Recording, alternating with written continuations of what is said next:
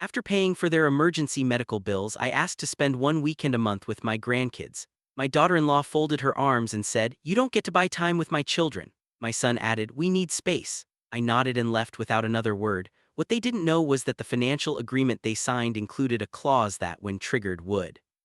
I am Evelyn Mercer, and I have spent 63 years believing that love expressed through action was the same as love expressed through words. I was wrong. But I didn't learn that lesson easily, and I certainly didn't learn it without causing a great deal of damage along the way, damage to the people I claim to love most, and damage to the carefully constructed image I had built of myself as a woman who always did the right thing. This is the story of how I nearly destroyed my family while telling myself I was protecting it. It is not a flattering story, but it is an honest one, and at this point in my life, honesty is the only currency I have left that is worth anything at all. I retired from accounting after 31 years, so you can imagine how naturally structure comes to me. Numbers make sense, clauses make sense, agreements make sense. People, on the other hand, have never made much sense to me, and that gap between what I understood and what I felt was the crack through which everything eventually fell. "You don't get to buy time with my children." Naomi said those words across my own dining room table, her arms folded so tightly against her chest that her knuckles had gone white as chalk. She didn't raise her voice. She didn't need to. The cold precision of those 11 words did more damage than any screaming match ever could. Beside her, Daniel sat with his eyes fixed on the hardwood floor like a teenager who had just been caught lying, which in a way he had lying to both of us, promising me things he never intended to deliver and promising her a boundary he hadn't had the courage to draw until this moment. I sat perfectly still. That is something I have always been good at. Sitting still, letting nothing show on my face while something enormous collapses inside my chest. 3 months earlier, I had wired $192,000 into a hospital payment account without being asked and without hesitation. Daniel had collapsed at work on a Thursday afternoon in February, a cardiac event that his doctor, a composed and meticulous man named Vincent Hale, described as serious but survivable with immediate intervention. The surgery lasted 6 hours. The recovery lasted weeks. The bills arrived like a second disaster, stacking up in the mailbox while Daniel lay in a hospital bed and Naomi sat in a waiting room trying to keep herself from falling apart. I came, I sat, I wrote the check. I did not cry in front of anyone because crying in front of people had always felt to me like weakness, and I had spent a lifetime avoiding anything that looked like weakness. I told myself I only asked for one small thing in return: one weekend per month with Leela and Owen. 8-year-old Leela with her serious brown eyes and her habit of listening to adult conversations she was never meant to hear. 5-year-old Owen, who had his father's laugh and a habit of launching himself at my legs the moment he saw me, as if physical contact was the only language that fully satisfied him. One weekend a month, 48 hours out of 720. I had framed it in my mind as practically nothing, the smallest possible ask from a woman who had just saved her son's life. But I understand now, in a way I did not understand then, that the framing was dishonest. I was not asking for a gift, I was establishing a claim. "We need space," Daniel had said, still staring at the floor. Those 3 words hurt me more than Naomi's because Daniel was my son. He was the person I had driven to soccer practice and helped with homework and stayed up worrying about for 3 decades. He was the person whose heart had nearly stopped in a parking garage on a February afternoon, and I had moved the financial earth to keep him here. And now he was sitting in my dining room telling me that what he needed from me was distance. I nodded once, I picked up my purse. I walked to the front door without saying anything else because I could feel the thing inside me that wanted to say something ugly, and I had enough control left not to let it out. Neither of them called after me. I heard Naomi say something quiet to Daniel as I stepped outside, but the door closed before I could make out the words, and perhaps that was for the best. What neither of them noticed as I left was the thick manila envelope sitting beside the fruit bowl on the counter. It was from Harold Pike, my attorney of nearly 20 years, and one of the few people in my life who knew me well enough to both respect me and be quietly afraid of me. Harold was 71 years old, silver-haired, deliberate in everything he did, and possessed of a legal mind so precise that younger lawyers at his firm tended to speak about him in hushed tones. I had called Harold 2 weeks after Daniel's surgery during a moment when some cold, practical part of my brain had whispered that I should probably protect myself. I had told myself it was routine, standard practice, what any sensible person would do. I told myself that for weeks and I almost believed it. That night, sitting alone in my kitchen with a cup of tea I never drank, I heard my phone buzz with a text from Naomi. It said only, "We opened the envelope." I set the phone face down on the table and sat with my hands folded in my lap for a very long time.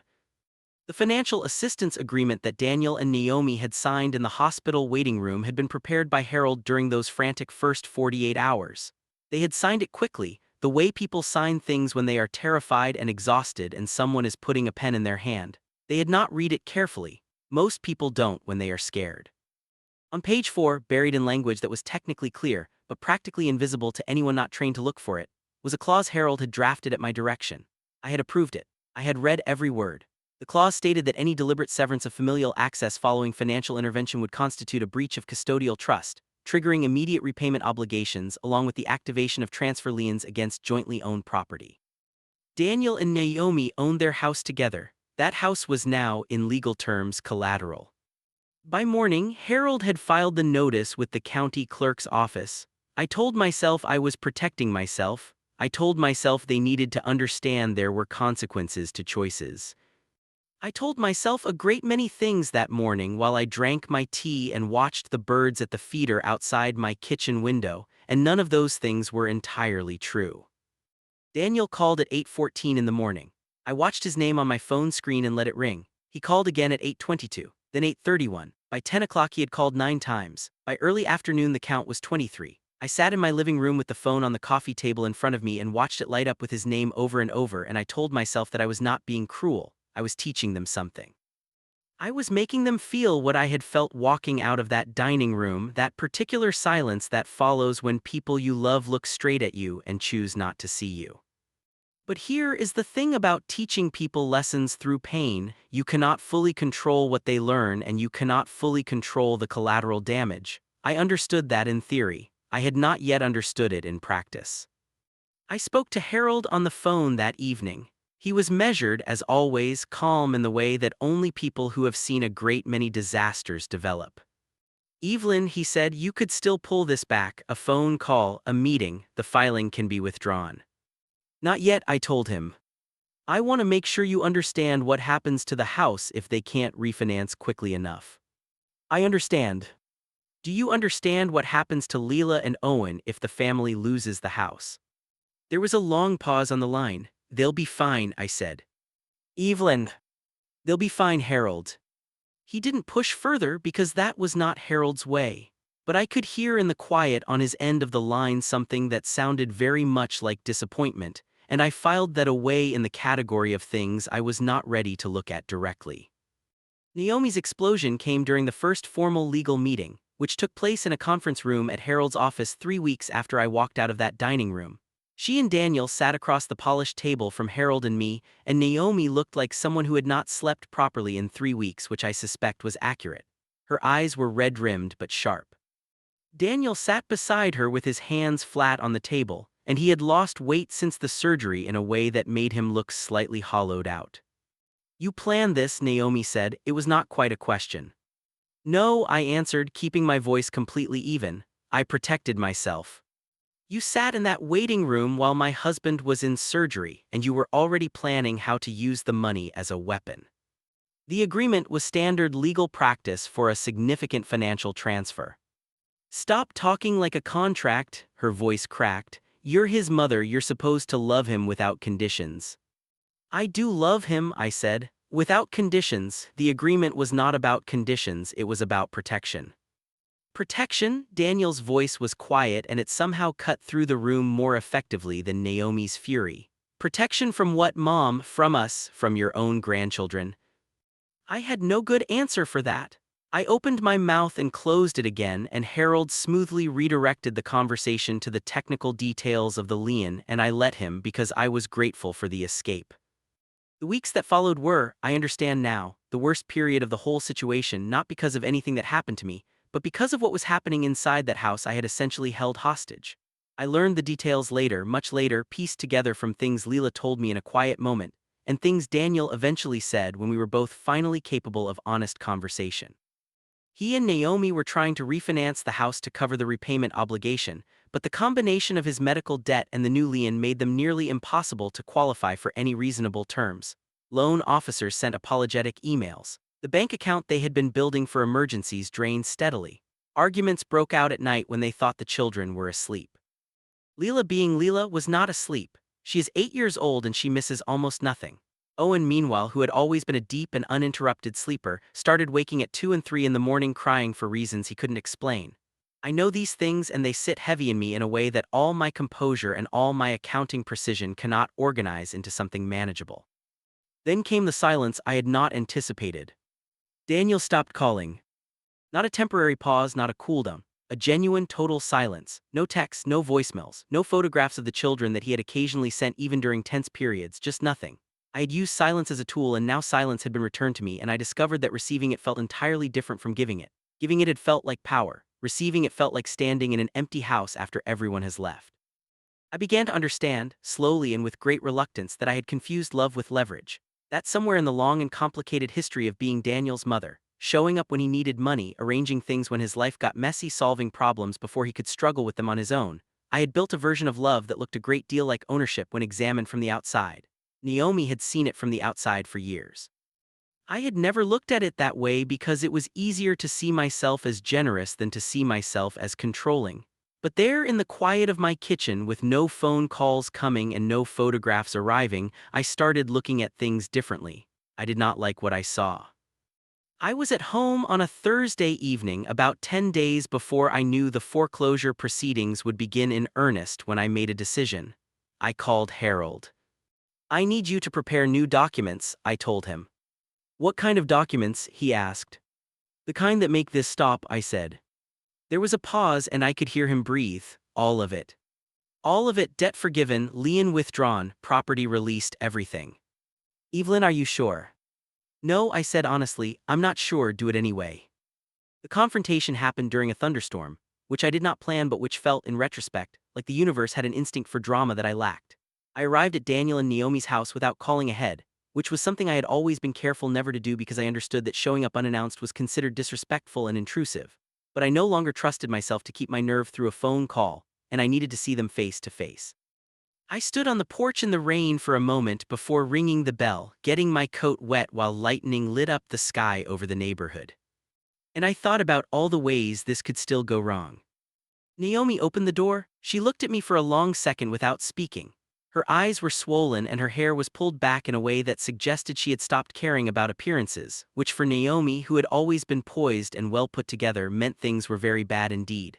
There were cardboard boxes in the hallway behind her, real ones being actively packed. "You win," she said flatly. I stepped inside because she moved aside to let me, though I'm not sure she fully meant to. The living room looked like it was in the process of being dismantled. Books were off the shelves. Photographs had been taken down from the walls, leaving pale rectangular ghosts on the paint. Leela was sitting on the couch with a stuffed white rabbit pressed against her chest, watching me with those serious brown eyes that saw everything. Owen was on the stairs, sitting very still in a way that 5-year-olds almost never do, which told me more about the state of that household than anything else. "Where's Daniel?" I asked. "Kitchen," Naomi said. "I need to talk to both of you." She called him and he came into the doorway of the living room. He looked at me the way he had looked at the floor in my dining room 3 months ago, but this time there was something different in his face. Not anger, not hurt. Something that looked more like exhaustion that had passed through hurt and anger and come out the other side as a kind of bleak acceptance. "Mom," he said, that one word carried everything. "I know," I said. "Do you?" Naomi's voice was sharp. "Do you know that Leela asked me last week if we were going to live in a car? Do you know that? Because she heard us talking about the house and she is 8 years old and she asked me if we were going to live in a car." I looked at Leela. She pressed the rabbit tighter against her chest. "Naomi," Daniel started. "No," she turned to face him. "Let her hear it, she's the one who did this." "I know what I did," I said. "Do you, though? Because you stood in Harold's conference room and you said I protected myself like you were reading from a legal brief. You protected yourself from what? From us caring about our kids too much, from wanting some room to raise them without you deciding you'd bought the rights to them." My throat tightened. That isn't what I thought I was doing. "What did you think you were doing?" The honest answer took a moment to come to me, and when it did, it was not flattering. "I thought I was making sure I wasn't disposable," I said finally. The room was very quiet. Rain hammered against the windows. Owen shifted on the stairs. Daniel looked at me for the first time that evening without any barrier between us. "That's the most honest thing you've said in a long time," he said quietly. "I know. You turned help into ownership," he said. "You saved my life and then you turned it into a transaction." "I know." Why? I stood there in their half-dismantled living room with my leather folder under my arm, and I thought about 63 years of expressing love through action, because words had always felt too vulnerable and too easily ignored. I thought about Daniel's father who had left when Daniel was 11, and how I had responded to that abandonment by becoming useful unassailably, indispensably useful, so that no one could ever justify leaving me again.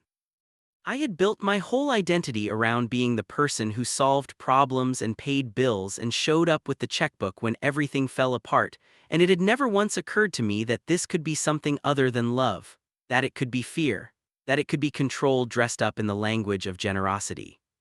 Because I was afraid, I said. I was afraid that if I wasn't paying for something, I wasn't worth keeping around. Naomi stared at me, the fury in her face shifted into something more complicated. Evelyn, she said, and it was the first time in 3 years that she had used my name without a layer of frost under it. I opened my leather folder. Inside were the documents Harold had prepared that afternoon. I set them on the coffee table between us and stepped back. What is this? Daniel crossed the room and looked down at the papers. It's done, I said, all of it, the debt, the lien, the house, all forgiven and released. Harold filed everything this afternoon. Naomi picked up the papers. She read through them with the focused attention of someone waiting for the hidden catch, the buried clause on page 4 that would spring another trap. I watched her turn each page and understood completely why she was looking. I had earned that suspicion. Why, she said, still looking at the papers. Because I realized something, I said. If Leela and Owen are only in my life because I cornered their parents into allowing it, then I haven't won anything. I've just made everyone miserable, including myself, including them. I looked at Leela on the couch. She was watching me with extraordinary attention. I don't want to be their grandmother because of a contract. I want to be their grandmother because they want me there. Leela was quiet for a moment. The rain was loud against the glass. Then small footsteps crossed the floor. She walked straight to me and wrapped both arms around my waist, pressing her face against my coat. She smelled like children's shampoo and something warm and clean. Are you still Grandma? She asked. I had managed to walk out of a dining room without showing anything. I had managed to sit in a legal conference room without flinching. I had managed to receive 23 unanswered phone calls without letting a single tear fall. I did not manage this. I broke completely, right there in the half-packed living room with rain on the windows and Owen watching from the stairs and Daniel and Naomi standing very still on the other side of the coffee table, not quietly or gracefully. In the messy, noisy, undignified way that people cry when they have been holding something enormous for too long and their arms finally give out. Yes, I managed to say, I'm still Grandma. Owen came down the stairs then. He launched himself at both of us because that is what Owen does, and for a long moment we were just a grandmother and two small children standing in a pile in a living room that smelled like cardboard boxes and rain. Naomi sat down on the couch very suddenly, like her legs had made a unilateral decision. Daniel put his hand over his face. We did not fix everything that night. I want to be very clear about that because this is not that kind of story. The boxes in the hallway eventually got unpacked, but the walls did not come all the way down and the trust between Naomi and me did not flood back in because I had done one right thing after a long string of wrong ones. She was polite to me at the first dinner we had together the following month, careful in a way that told me she was still watching for the next trap.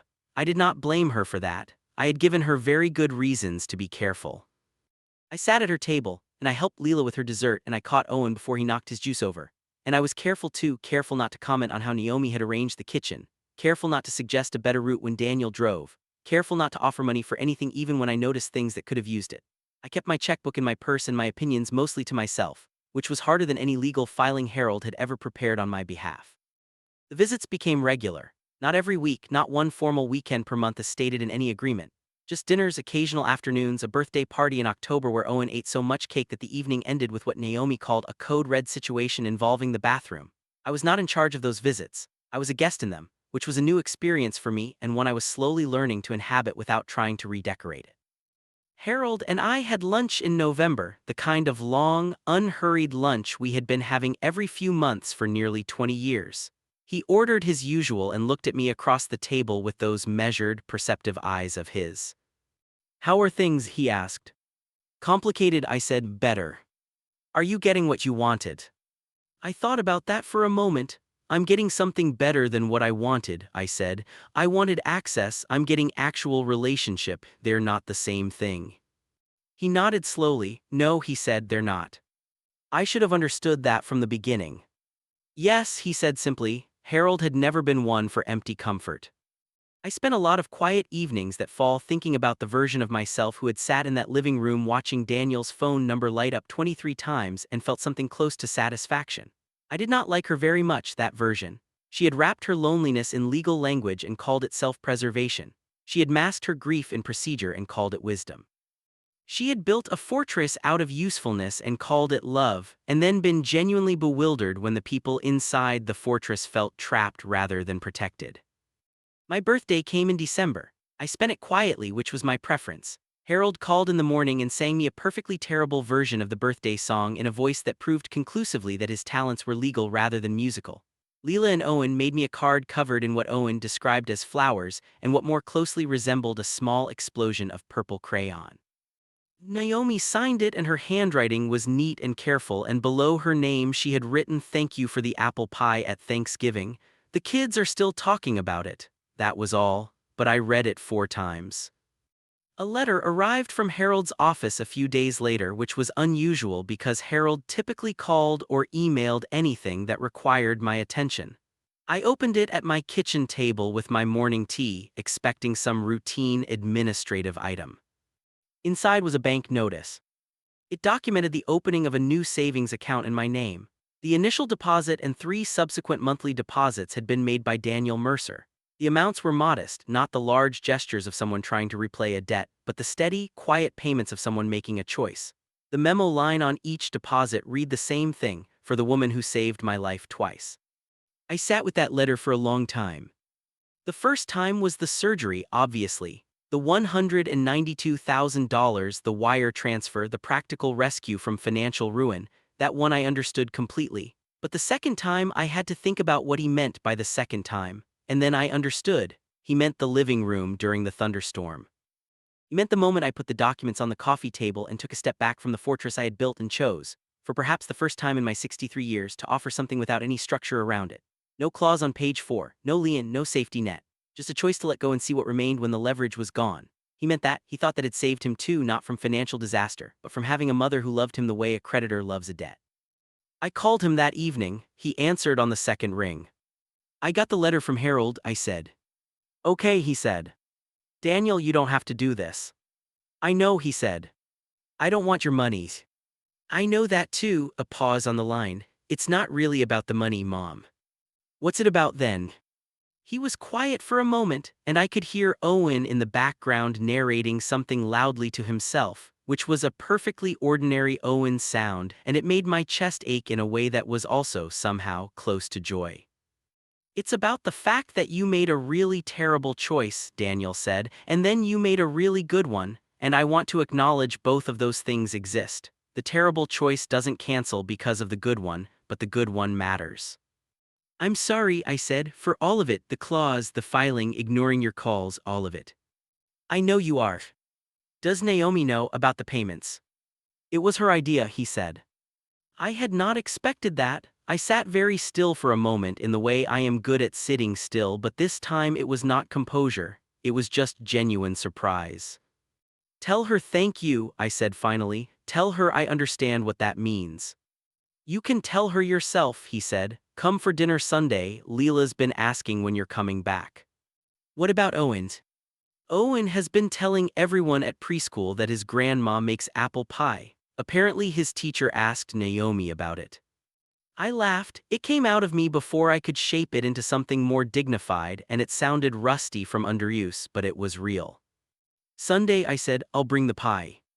That is not quite the end of the story, because stories like this don't really end so much as they settle into a new shape.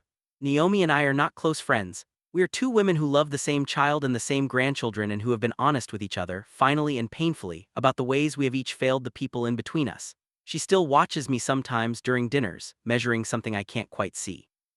I still have to stop myself sometimes from reaching for the checkbook when I see a problem I could solve with money. Old habits live in the body long after the mind has recognized them as harmful. But I catch myself now. That is the difference. Leela still asks me hard questions because that is who she is. Last month she looked at me over her homework and said, "Grandma, why do grown-ups fight about money?" And I told her that money is sometimes the way people fight about love when they don't know how to fight about love directly. She thought about that for a long time and then said, "That seems like a really inefficient system." I told her she was absolutely right, and that she was already smarter at 8 than I had been at 63, and she smiled the slow, serious smile that is entirely her own. Owen still launches himself at my legs when I arrive. Some things, thankfully, do not require rebuilding. I am 63 years old and I have learned later than I should have that love is not a transaction. It is not an investment with expected returns. It is not a clause on page 4 of a legal document. It is the apple pie on Sunday, and the purple crayon flower explosion on the birthday card, and the letter with the memo line that says you saved someone's life not once but twice, and you didn't even know you were doing it the second time because the second time it cost you something instead of paying you something, and that is exactly what made it matter. I am still learning. I expect I will be learning for whatever years I have left. But I am learning and I am present and I am not hiding behind paperwork anymore. That, I think, is enough. That is where we start.